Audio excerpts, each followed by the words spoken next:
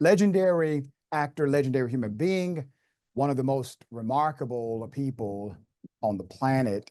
He has passed away, 93 years of age, long life, great legacy. James Earl Jones. Here's some of that legacy. I shall pray for you morning and evening. For over 70 years, he graced stage and screen with a voice that commanded attention. Don't you try and go through life worried if somebody like you or not. James Earl Jones was born in rural Mississippi in 1931, raised by his mother and his grandparents. As a child, he developed a debilitating stutter. You never get over it, really. You simply learn how to work around it, you know. A high school teacher helped Jones find his confidence and his voice. He fell in love with the stage at the University of Michigan and debuted on Broadway in 1957. Just on a block and then keeping him off me. His breakthrough Tony-winning performance came as boxing champ Jack Johnson in The Great White Hope, which was later turned into a movie. Because every time you push that pinched-up face in front of me, I see where it done got me. As his movie career grew, he continued acting on the small screen. The first celebrity guest on Sesame Street. I am your father. But it was a 2.5-hour voiceover session for George Lucas that changed his life. So he hires a guy born in Mississippi, raised in Michigan, who stutters. And that's the voice, and that's me. I lucked out. The role propelled him, or at least his voice, to worldwide fame as Darth Vader in Star Wars. Gotta love it.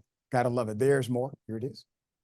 For the next 40 years, he excelled on stage, winning a second Tony Award. James Earl Jones. And on the big screen, a Navy admiral in The Hunt for Red October. I was never here. In The Lion King. You are more than what you have become. The voice of a network. This is CNN.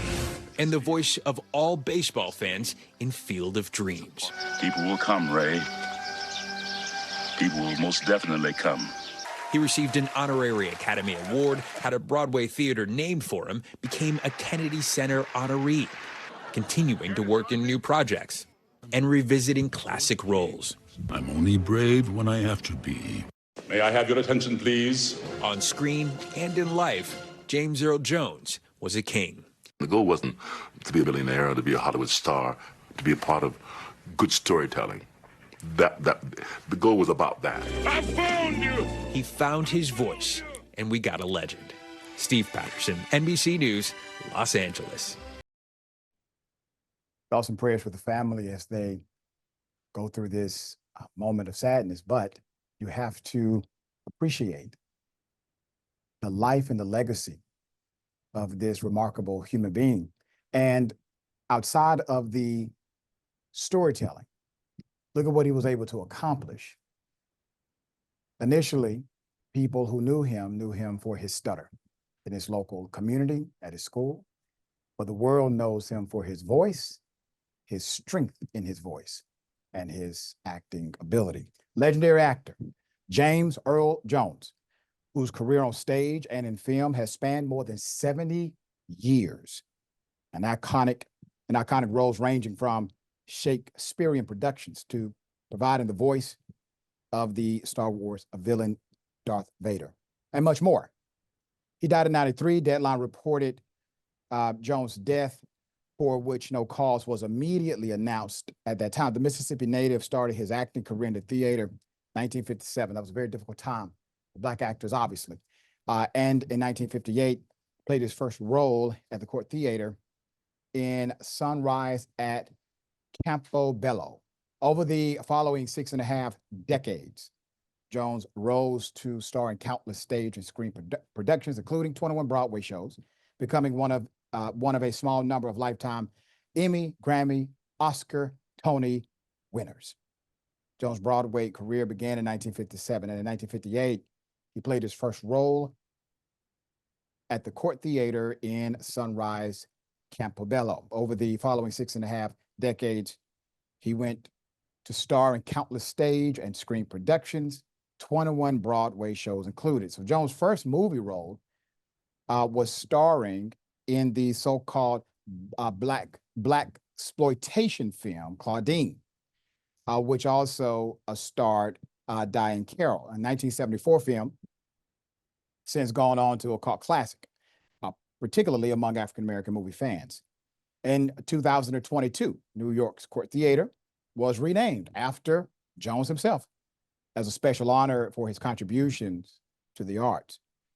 The 112-year-old theater, which has served as a backdrop for noteworthy productions that include As You Like It, Sunday in New York, and Ossie Davis and Ruby Dee's Early Victorious, is one of the performance spaces where Jones started his Broadway career, including the aforementioned Sunrise at Campobello, a play that captured former U.S. President Franklin D. Roosevelt's battle with polio disease.